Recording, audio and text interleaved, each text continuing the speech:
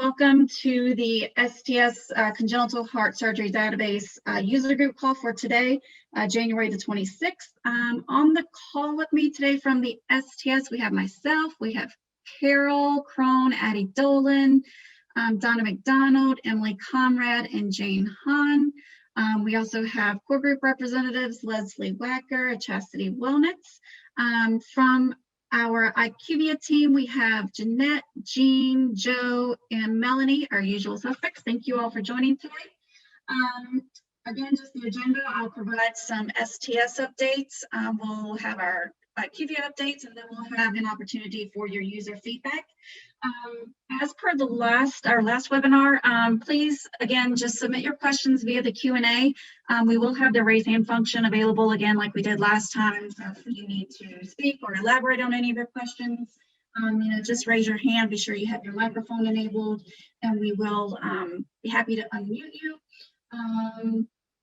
I think that's about it in regards to any quick reminders. And again, just a reminder to please use the Q&A function, not the chat.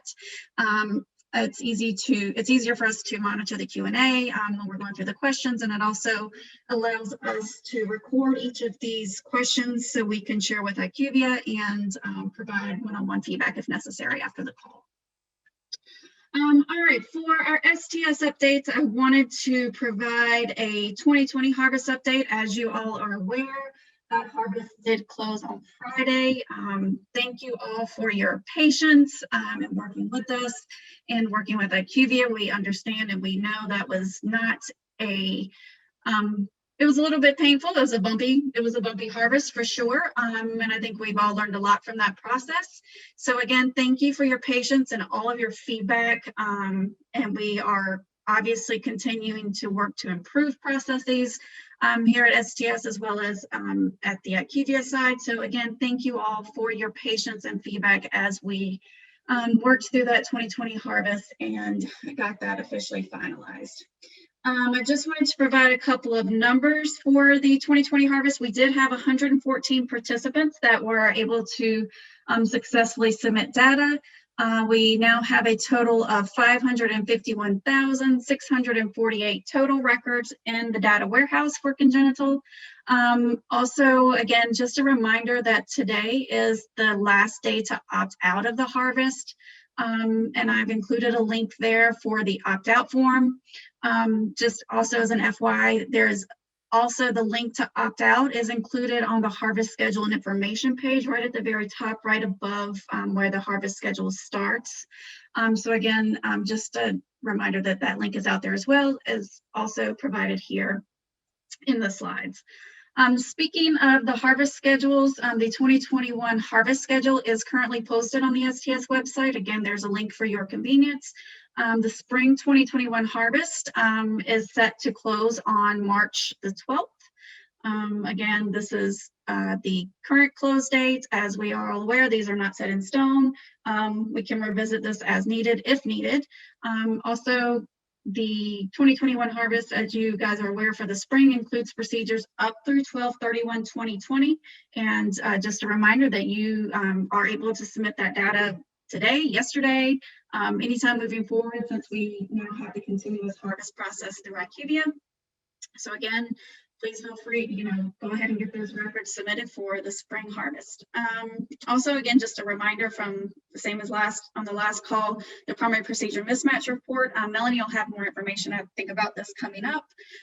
Just a reminder to please review that report overview from the library to understand the current functionality to see if there's any exceptions that are things that are coming that need to be rolled out. So again, just please feel free, be sure to check that report overview prior to running that mismatch report so you understand everything about the current functionality. I have gotten a couple of questions about public reporting. So also we just wanted to give you a public reporting update. There will not be any public reporting of the 2020 data for the congenital database. There is a new work group being convened to plan the future of STS congenital public reporting and risk modeling. So Again, there will be no public reporting for this 2020 data. And again, the work group is being convened and they are having discussions about the future of public reporting, the process, the format, what it's going to look like. So more information about that will be coming soon from the STF and the public reporting work group.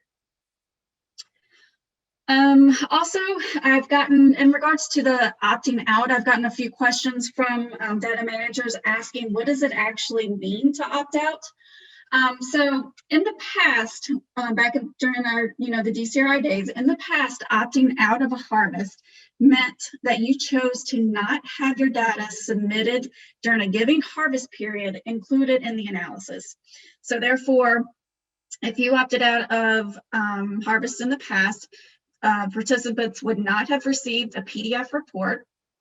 Your historical data, however, is included in the overall analysis data set for STS benchmarks. As you all are aware, you would not receive a star rating for table 16. And also, if you opted out in the past, you all were not able to see or access any of the STS benchmarks. However, moving forward, so since we've switched over to IQVIA and we've moved to the dashboard reporting, I'm sorry, my email is blowing up. Hold on, let me turn this off. I apologize.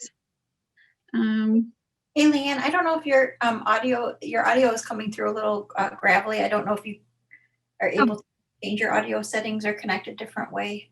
Is that better? I'm sorry. I'm not sure. I might be having internet issues. That's okay. It's probably internet issues. I apologize. Should I go back a slide, Carol, or? No, keep going. You're fine. Okay. All right, I'm sorry. Okay, so again, moving forward, what does opt-out mean moving forward with IQVIA since we've moved along to the online dashboard reporting? So again, opting out means the same as in the past, means you choose to not have your data submitted during a given harvest period included in the analysis data set. And again, same as last time, your historical data will be included in the overall analysis data set for STS benchmark and risk adjusted purposes. You will not receive a star rating, table 16. Please know that within the dashboard, this will show as null, the table 16 information, your risk adjusted no star rating information will show as null on the risk adjusted dashboard. And the biggest difference between now versus in the past, participants will now have access to STS benchmarks within the benchmark dashboard. Please note your MySite numbers will comprise of any data that you have previously submitted that encompasses the 4-year analytic period. And also, as you're aware, the STS benchmark numbers will include the current 4-year analytic period. So again, just a little quick explanation of of what opt-out means versus today versus what it meant in the past. So the one advantage moving forward, since moving over to IQVIA and having the dashboards, is that now anyone that opts out will have those STS benchmark numbers available to them. So that's a huge improvement. So I'm including just a couple of slides that were on the last presentation, again, for your data cleanup efforts for the spring 2021 harvest. Again, just to try and prioritize any cleanup, please ensure that all of your risk model variables are complete. And of course, the next slide has a complete listing of, excuse me, of all of those risk model variables. And again, just a friendly reminder, if you are missing greater than 10% for any one of these variables, you will be automatically excluded from table 16. You will not receive a star rating. Also, confirm your mortality variables are complete, and I have listed here again the 3 mortality variables that are used in the mortality and are used to determine percent missing thresholds for the mortality analysis. And again, it's mortality status at hospital discharge, mortality status at database discharge, and status at 30 days after surgery. And of course, that is for versions 3.3 and 3.4.1. And again, if you need additional information, please refer to your report overview for the comments about missing data. IQVIA has posted the fall 2019 report overview within the library, so that is available out there for you as a resource. Again, just included the risk model covariates, the risk model variables that are used in analysis. Again, this information is also included in the report overview that is posted within the library on the IQVIA dashboard. And also, I wanted to revisit, on the last call, I included a slide for reminder when coding Norwood procedures. And after that, I went back and I looked and I noticed that I had only included the 8 choices that can be chosen for source of pulmonary blood flow. And I remembered that we actually made a clarification after that. So I went back and I wanted to update this slide and include the 10 choices, and it also has the hardest codes available for you of the 10 choices that should be used to document your source of pulmonary blood flow. And again, just a reminder, when coding the procedure, Norwood procedure should be the primary procedure of the operation. The second procedure after the Norwood procedure must then document the source of pulmonary blood flow and be chosen from this list of the following 10 choices. So again, there's 10 choices, not just 8 as previously presented in the last webinar. So again, I just wanted to clarify this information for you and have this for you in this webinar. I believe that's all that I have in regards to STS updates. Hopefully I didn't go through that too quickly. If you have any questions, again, please feel free to reach out to me after the webinar. But next I'm going to turn things over to IQVIA for their update. Joe? Great, thanks so much. Good afternoon, everyone. We just have a couple items to go over for today. These were items that were released over this past weekend on January 23rd. Starting with STS 4196, we did resolve the issue where the preoperative factors and complications were not appearing correctly on the missing variable report. And so those items should now appear for you if they are indeed missing. And then STS 4980, also in regard to the missing variable report, there was an issue where in certain situations, mortality status at database discharge was being displayed as missing when it was not, and that has been resolved as well. And that's all we had for today's update. Just keep in mind that, as usual, if you have submitted something that we didn't discuss in today's presentation, we are still looking into it, and you're welcome to reach out to the help desk if you want an update on that. And we will be reviewing items for a future release as well in next month in February. And so keep an eye on your notifications section for any details regarding upcoming releases. And that's it for me. Okay, I'll take over. It's Melanie. Hello, everyone. Leanne, I'll go ahead and I'll share my screen and we can walk through a couple of things. And I even saw a question that came in, and hopefully we can get that answered, also related to the uploader. So one moment, let me share. Give me one moment to bring up the uploader. Okay, Leanne, can you confirm if you're seeing the uploader screen at the moment? Yes, ma'am, I can see it. All right, perfect. Okay, so let's go through a couple of things. It's more of a refresher, and I think I even saw a question come in, and hopefully we can get that clarified also. So by now, everyone should be familiar with this screen, the uploader interface. I went ahead and I did an upload of a brand new file, and this is our 9999 account. So this is not a true participant site. So please know that this information is more related to test information that's loaded here. So just wanted to also make that disclaimer.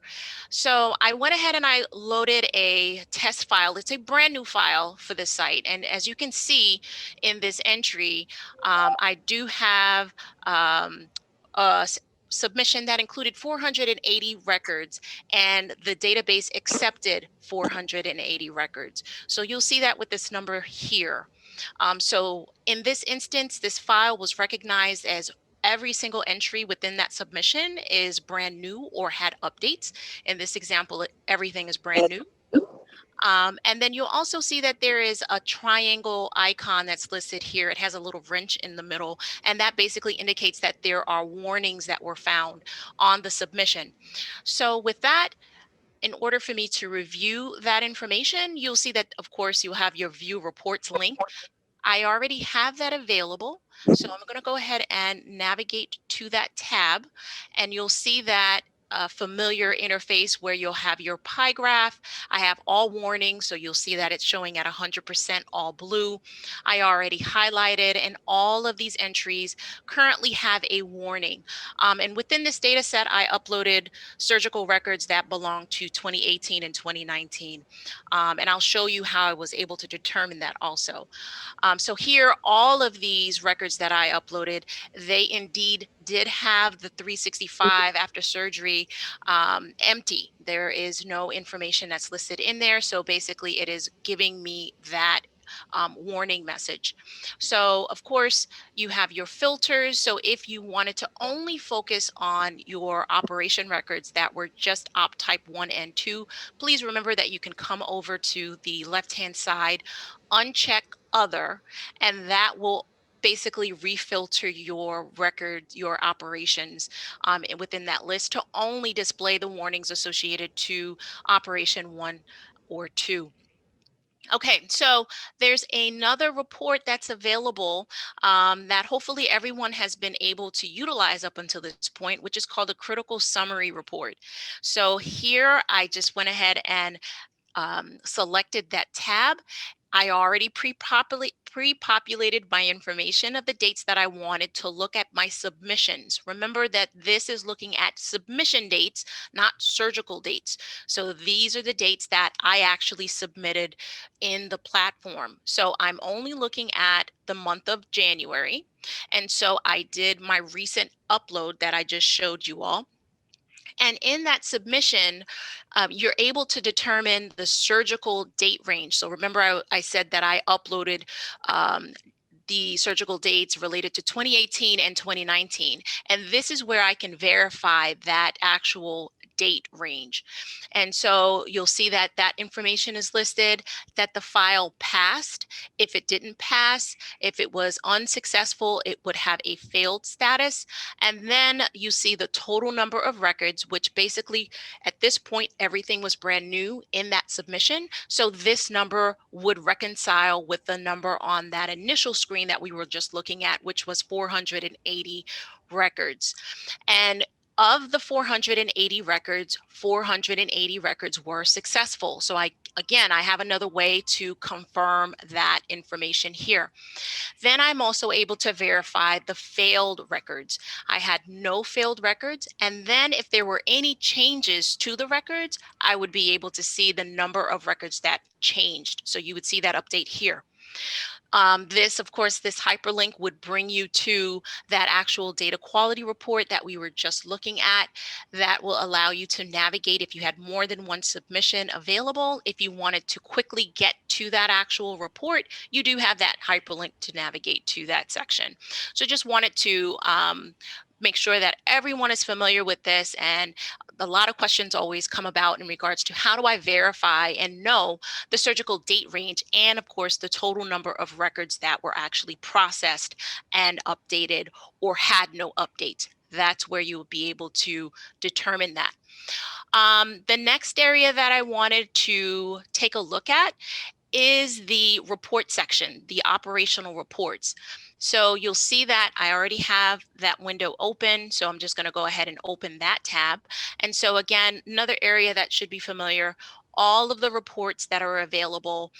Here, I'm just going to do a quick focus on the CHSD participant dashboard report, because a couple of questions that came up that we wanted to make sure that we shared is how do we have, how can we determine the number of records that have been or are stored within the data warehouse within a certain date range up until present day? Am I able to do that? And you are.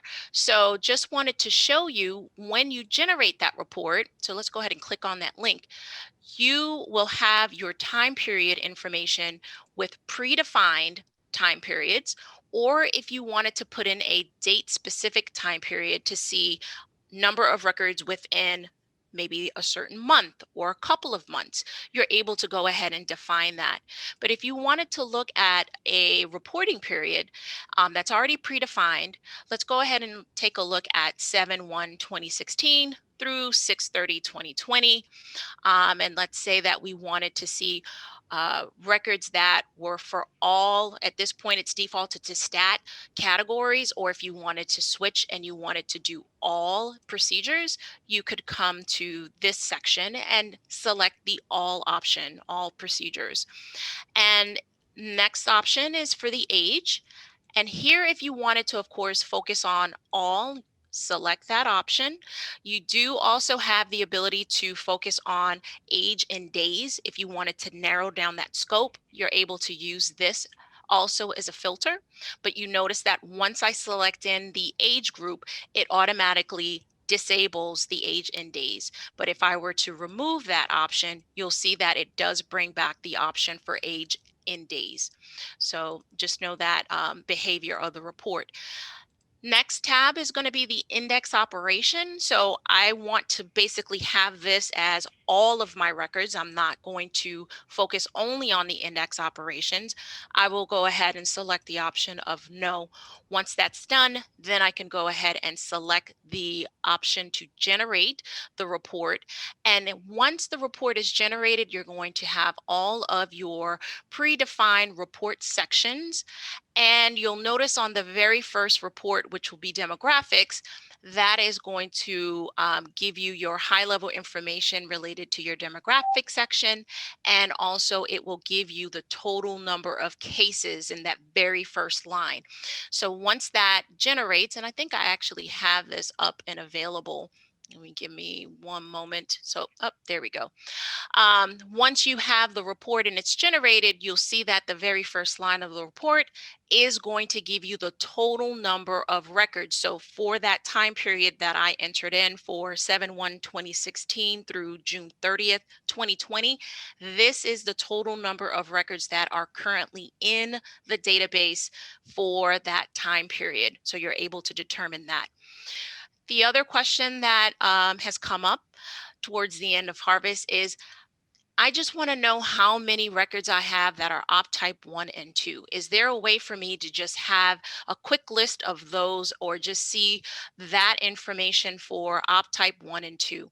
So within the operative report section, you'll see that there is the section that is called operation type. You have CPB cardiovascular and no CPB cardiovascular.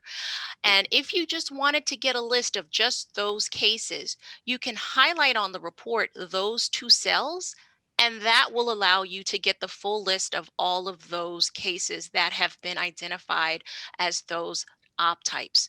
So you're able to get that information, pull that report, and if you wanted to, of course, export, you can export that information to an Excel spreadsheet.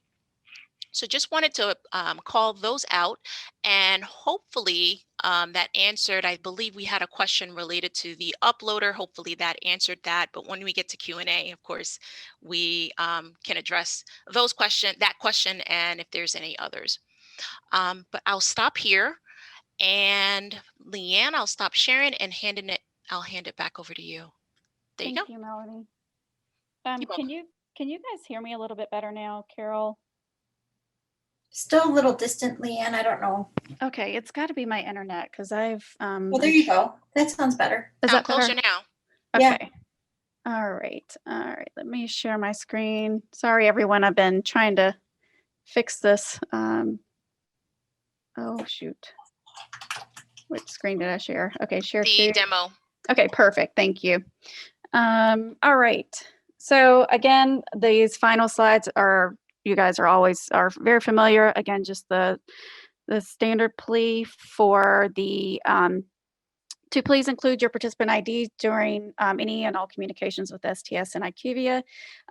Again, we have a list of resources available to you out on the STS website, as well as STS tech support at IQVIA.com. If you have any questions related to contracts, payments, surgeon access, please feel free to reach out to us at stsdb@sts.org. Again, here's the email address for the STS database. For database operational questions, again, stsdb@sts.org. If you have questions for me directly or want to talk to me, I know after during this last week, during this last harvest, I had reached out to several of you, and I did have some great conversations with you all. So I really do thank you for taking the time to speak with me. Just know you can always reach me via email or phone. I will admit our calendars are uh, very crazy this week with annual meetings, so I will get back to you as quickly as I can this week. But again, please know that you can always reach me via email or via phone. Before we get into our Q&A, just want a reminder for our upcoming CHSD webinars. We have our next user group call scheduled for February the 9th at 12 p.m. Central. And then our next monthly webinar is scheduled for February 16th at 12 p.m. Central. So again, just be sure to mark your calendars accordingly for those next webinars. That's all that I have from the STS and IQVIA side for today. We're going to turn things over to you all for the Q&A. I do see some questions in Q&A right now, so we'll go ahead and get started with your questions. And again, just a reminder, if you need to clarify or if you have questions, please feel free to raise your hand and we can unmute you to discuss. So obviously, you know, we are very happy to do that. Okay, let's start with our questions. Our first question from Vera says, while making submissions last week, the numbers shown on the right side of the uploader message, example 5 out of 5, was changing for each submission for 2017, even though I wasn't making changes to my 2017 records. My understanding was that this number showed submitted records that had changes to them. Could you confirm again what this number is telling me? And should it be changing if no changes are made to records? This is Melanie. I can go ahead and take that. And it probably will help. Can I bring the screen back up, Leanne? Oh, sure, So we absolutely. can make sure everybody's on the same page Yep. to what Vera is asking. I have stopped share, Melanie, so it's all yours. And Vera, love your name. That's my mom's name. Let's do share.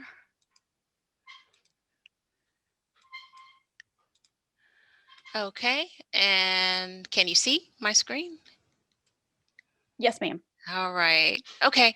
So as I was showing earlier, if all of the entries in this example I gave, these were all new. So this was expected to show all of the entries that were accepted. So 480 out of 480.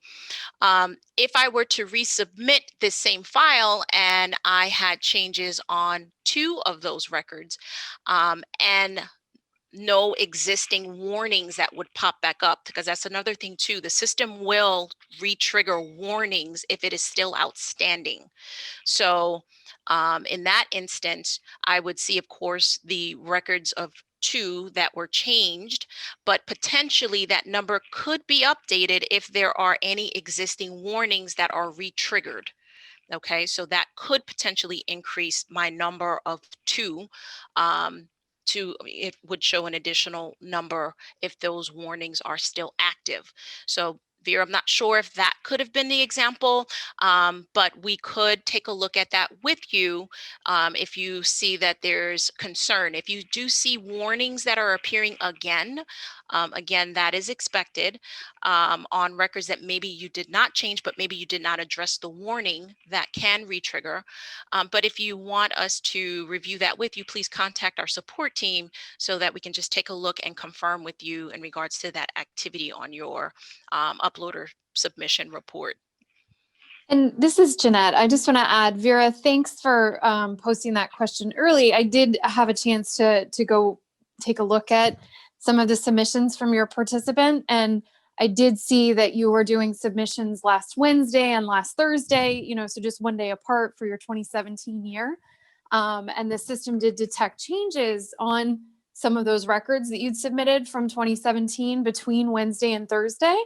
So that is why you would see those counts in there. I did pop in and do a spot check, and it does look like there were some updates that were happening. So if you do, as Melanie said, want to, you know, look into that a little bit more with our support team, please feel free to reach out and they can work with you. But based on the details, there were differences in some of those records in the file that was submitted on the 20th versus the 21st for your 2017 data.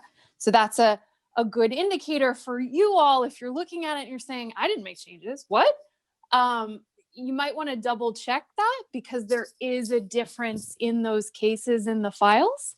If you think you're submitting the same file or something with no changes, you know, say Wednesday and then the next day, Thursday, and you're seeing a bunch of updates processing through, that does mean there's a difference between the files. That doesn't mean there's something wrong with the uploader. It means please go look at your files. And just one caveat to that, we will always take and process at least one record in the file, just so that we can give you that happy green check mark on this view here.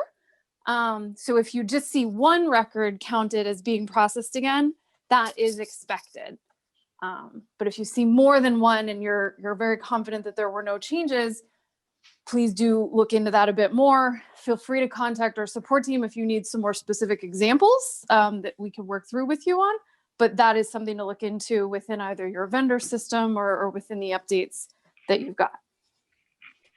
Thank you so much, Jeanette and Melanie. That's helpful, a lot of helpful information, so I appreciate that. All right, I'm going to share my screen back, Mel. That's okay. And I just, excuse me, let me move this over. Sorry, I've got all of my screens and some of them are starting to run together, so sorry about that. Okay, I do see Amy's hand up. So Amy, we're going to move over to Amy so she can ask her question. So I have unmuted you, Amy, so you may have to unmute yourself on your end for your question. Not hearing you if you are asking. Okay. I'll come back. I'm unable to hear you at this time. Okay, so you lowered your hand. All right, let's move on. Let's jump over to Kelly's questions. All right, Kelly, can you confirm that we will receive our harvest reports with enough time to review before the next deadline of 3/12/21? I don't, obviously we don't have a hard date on when the 2020 harvest analysis is back. After the opt-out period ends today, IQVIA will be taking a snapshot of the data, packaging that up in a pretty little package and sending that over to DCRI for analysis.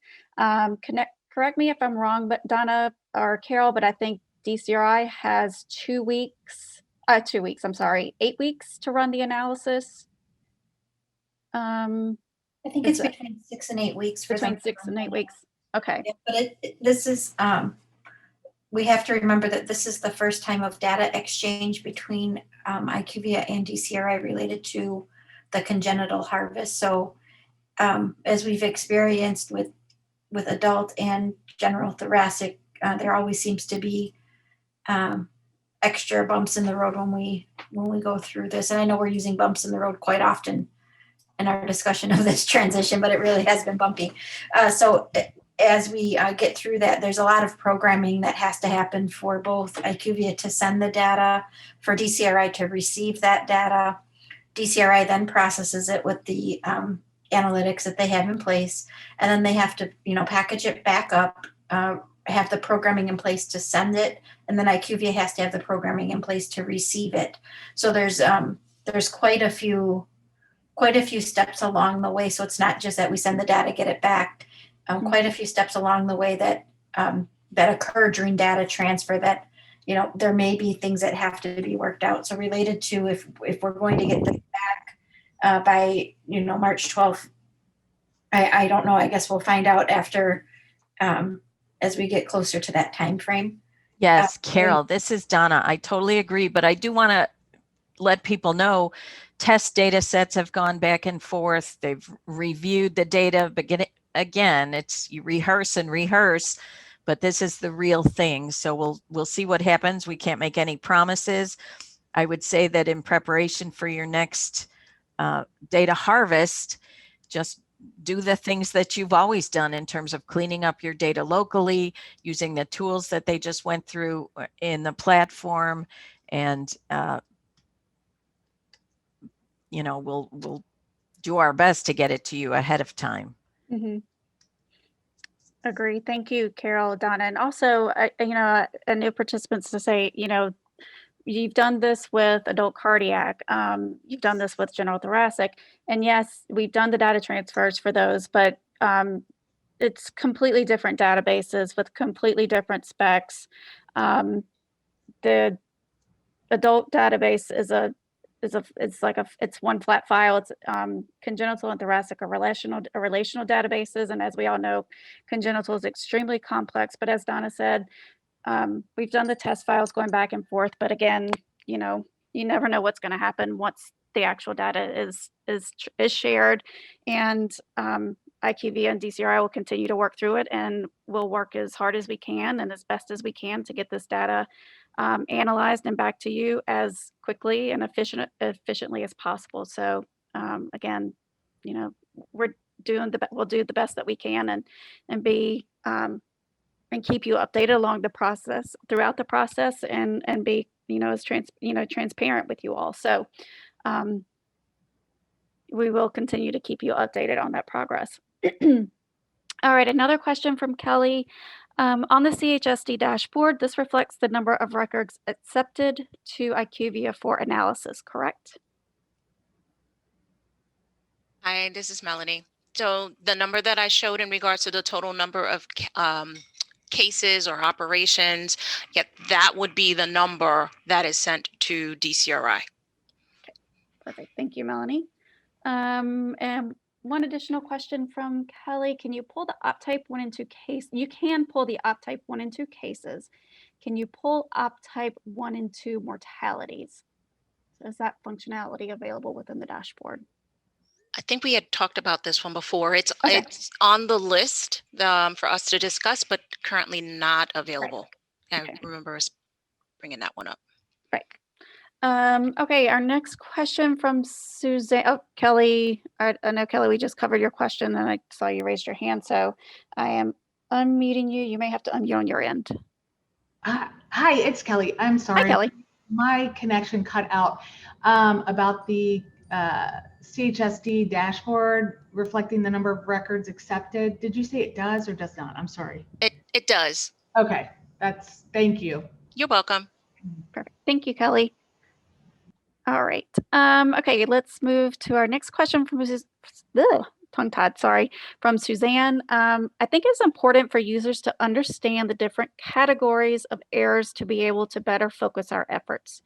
What fields values create errors? Some errors trigger an upload error, then there are critical errors, and warnings. Can IQVIA provide a document or key so we can understand what fields may trigger these different types of errors? What constitutes a critical error versus an error? For me, a critical error would affect my inclusion in risk models or analysis, but that logic doesn't seem to follow with IQVIA. So, a great question. And I also want to point everyone to the resource library because we do have the master list of what are the actual errors, warnings, criticals. There is a spreadsheet that is posted within the library that will provide that information. So just to quickly go through the different levels, critical errors are going to be errors that will generally include invalid information or values that are being uploaded at the time of submission. So for example, if the field is defined within the data spec to accept a 1 or 2, but what's being sent in a DAT file is a 4, that is going to be an automatic critical error because that is a value that's not defined by the data spec. So you will see those immediately at the time of submission. You will get a window that will indicate that there were critical errors encountered on different fields and that an invalid value more than likely has been passed. That information is also captured within the DQR. So you're able to see that information after the processing has happened. If you proceed with the upload, you will be able to get the context of what occurred with the critical error for that specific variable on the DQR also. So those records will not be accepted into the database, so they won't be saved. Those would be dropped.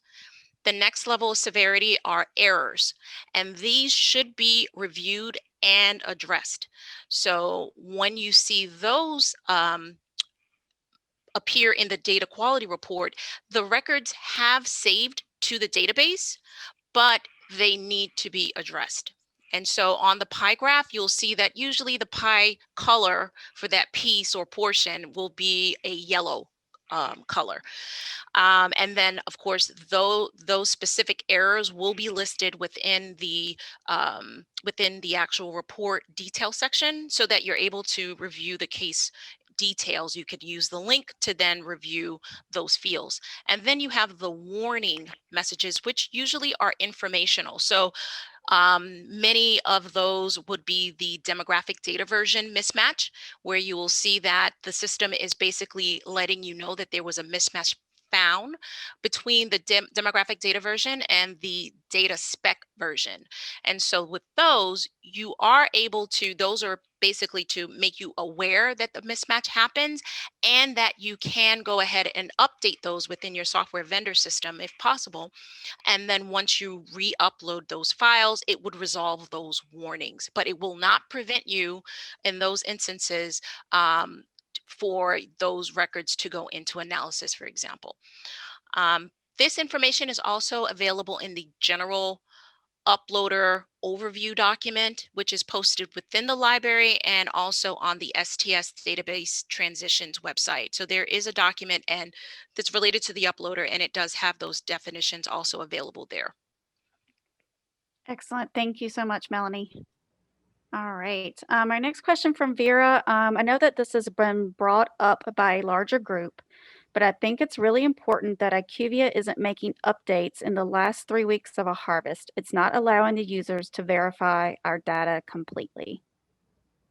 Hey, I'll take that one. This is Donna. I actually disagree with you here, Vera. There are different kinds of updates. So you're correct. If we changed the way data was being submitted or wanted you to do something different to harvest your data, you absolutely would need time to learn that or ingest that, and we'd have to make sure that every single user understood the change. If there are enhancements to a filter or to a calculation that users have asked for to augment their data submission, those are just things that help you along. If we if we delayed every time we enhance the platform, you'd never be able to submit. It's a live, dynamic system, and the enhancements are there to help you. They're not there to hinder you. So if a new filter is added, we'd certainly get the word out, but that would not delay or impair your ability to fix your data. And again, all of that starts in your local software. So as you're entering your data, fixing it locally, looking at the missing data, and different vendors have different levels of assessment for that. But I think it's important to know that this is a live system, and we will continue to make enhancements to make it easier for you to use. So if we update something, we'll tell everyone, but won't necessarily put a pause or a 3-week delay on a harvest. Great. Thank you, Donna. All right. Our next question from Suzanne, or looks like some feedback. Some feedback for future improvements for IQVIA. In my opinion, there are way too many reports, filters, drill downs. Need to come up with a more efficient way of providing critical feedback to clean up data and prep for harvest analysis. Create one, quote, harvest cleanup report. And I know, Melanie, I don't know, Melanie, Jeanette, if you want to. This is Jeanette. I can take that one. So this is a really great feedback point. Thanks for bringing this up.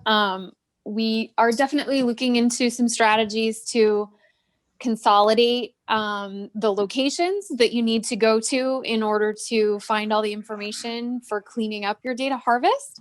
The prior version of the data quality report was quite a long PDF file, and there are a lot of pages in there. So The intent with having them separated out was to allow you to look at some of those sections without needing to scroll through the whole thing. But we definitely acknowledge that a number of users have felt that it was split out a bit too much, and you'd like to have more of one place to go to get all of that information. So we are looking into strategies for that and really appreciate you sharing that feedback. Great. Thank you, Jeanette. All right, let's see our next question from Marina. I think Vera's speaking of something like the most recent update related to missing pre-op factors and complications. The update occurred after the harvest was due, and I, for one, was not comfortable with that. Pre-op factors and complications are significant. Thanks, Marina. That's Donna again. You're absolutely right. They are significant, which is why someone asked us to add those in. So these aren't new pre-op factors or these aren't new requirements for the congenital database. It's what's been in the report overview and previous communications. So I think that if we can enhance the tools to make it easier for you, we will do that. Right. And yeah, I completely agree, Donna. Thank you.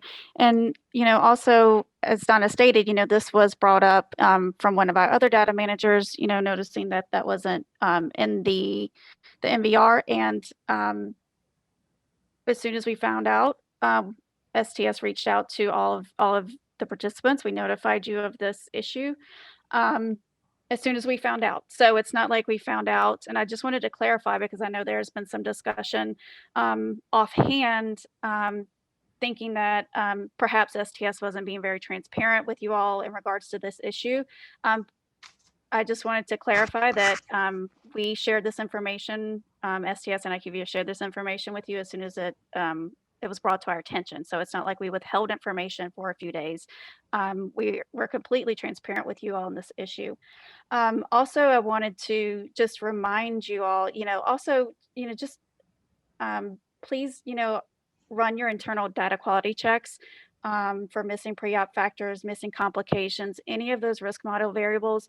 Again, these, the IQVIA, the data quality reports, the missing variable reports, these things, and same as at DCRI, these are, additional tools to help you ensure that your data is clean. But as Donna stated, internally, you should be running your internal data quality checks as well. So again, I just wanted to clarify that in regards to the missing pre-op factors and complications. We understand that was very significant. And we worked with IQVIA, and IQVIA, worked with you all one-on-one to best handle the situation. And I think another thing, Melanie or Jeanette, we may want to explain to people or to our participants is the process that you all have to go through in order to release enhancements, such as adding this pre-op factor and complications to the MVR, because it's not an instant process. And that's one of the ways that things work differently between DCRI and IQVIA. In the old days, DCRI could just make that code change and get that information in the DQR as quickly as possible. But, IQVIA has SOPs, standard operating procedures that they follow. There's I don't want to say this a method to the madness, but there's this very specific method to the madness. And there's a lot of things on the back end that they have to go through in order to release, to get these updates added. So I didn't know if Mel or Jeanette, if you guys wanted to. Sure, I can add a bit of context there. So Leanne is absolutely right. So we do have standard operating procedures that are applicable to all of the updates that we make. So the changes do go through a development and testing process. We work with sample files of the submissions, and there's also a process to review and cross-check the feedback points that you all have raised to us to make sure that it addresses your feedback, as well as double checking whether there's any cross-impacted areas or other sections that are affected by an update.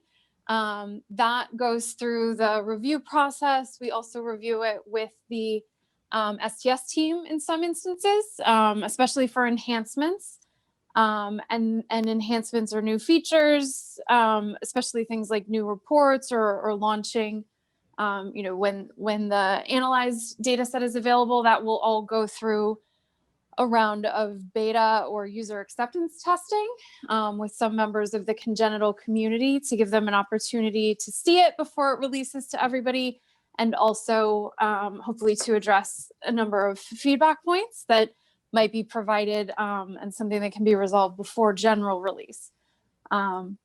We also are collaborating and certainly getting input from the surgeon leaders who definitely have great thoughts about the direction and the presentation of data in some of those reports, and always advocate for usability and making lives easier for the data managers. So definitely representing all of those perspectives and making sure that they're being considered with the changes to the system. Great, excellent. Thank you so much, Jeanette. Let's see. I don't have any other questions in the Q&A. I do see Kelly has her hand raised. Kelly, I'm going to unmute you real quick. I think you're good. Kelly? Yes, hi. Hi. I understand this is an iterative process. However, I do agree with Marina and Vera about releasing updates so close to the harvest deadline. Our responsibility is to ensure that the data are accurate and that what we see is what is being submitted. We all do internal quality checks, data quality checks, but the purpose of the data quality report is to ensure that our data are accurate, and everybody can miss something internally. And some of us don't have those resources, and some of us are very new to this process. So I think it's very difficult if you're releasing updates so close to the deadline. I think that the consideration needs to be made that there will be a period where there won't be any updates. Again, I think this is Donna. I think it depends on the update. If it's an update that's going to help you get through the harvest, it would be irresponsible to hold it until after the harvest. So I guess I totally understand what you're saying in terms of changing things midstream. That's very disconcerting when you have a process and I think every data manager has his or her own way of approaching the data and their harvest time and how they deal with things. So we realize that's all changed with the move to IQVIA. So we don't want to make it more disruptive, but if we can help, we'll want to do that. So I think we'll take this back and make sure that when any changes are made, we'll try and make them as far before the harvest as we can, but I don't want to make promises that could hurt you. If we can help you, we're going to release those kinds of enhancements. But I totally get what you're saying about disrupting your plan, your harvest plan, and your usual process for getting your data in. Absolutely. Thank you, Kelly. I know Kelly and I had a nice conversation towards the end of the close of the harvest last week. So Kelly, thank you again for your feedback and taking the time to speak with me last week. I greatly appreciate it. Thank you. Okay, I'm not seeing any additional questions coming in from anyone so far. I know we've got just a few minutes left. Again, I'm not seeing any other questions come in. So before we go really quick, I did want to ask for you all, the data managers, in regards to, I know I've had several conversations with you all, some of you all last week. And again, thank you for taking the time to speak to me. Again, we value your feedback. We're here, to take that feedback from you and take it back to our STS team and our IQVIA teams to obviously, to work to make things better and more efficient for you guys. So we are working on that. Please know that. And we do hear your concerns. And we are working behind the scenes daily. We have multiple calls with IQVIA and DCRI a week. Sometimes 3-4 calls a week. So again, just know that we are working on the back end and internally to improve things for you all. In terms of speaking in terms of making improvements, I've had a lot of conversations with you all regarding support in the tiered system as you all, I'm well aware, it's not working well for you all. I am aware of that. We're all aware of that. And we agree. We agree with you all that we need to make some improvements. So I would love to ask you if you would like to reach out to me directly via phone or email on things that you would like to see improved within the support system. I know you all have asked for more frequent phone calls, direct one-on-one phone calls with support. I think also you've asked for some screen share opportunities. And so if there's anything in addition that you all have ideas or would like to see happen within the improved support system, again, please share those with me. Email me, or we can set up a time to have a phone call. I'm happy to speak with you. Again, my contact information, let's see here. I'm going to share that, but I'm pretty sure you all are aware of my contact information. So again, it's here. Please feel free to reach out. I don't know if anyone had anything else to add before we end the call. Donna, STS, IQVIA team, did anyone have anything else to add? No, I just wanted to mention IQVIA enhanced their support structure so that there'll be a point person for congenital, which will make it easier for them and for you to have someone that's understands the issues unique to congenital. And I agree that the screen sharing and the tier 2 support so that you can both be looking at the same thing and work through the issues is extremely helpful. Completely agree. Okay. If no one else has any additional information to share, I just wanted to thank you all again. Let's see. Heidi, I'm looking at your comment, your question here. I just want to tackle this last question before we close. With the backlog of delayed harvest these past months, it would be really helpful to push back the March 12th harvest, especially for sites harvesting all databases. We've discussed this before, but as we've mentioned before, these harvest deadlines are not set in stone.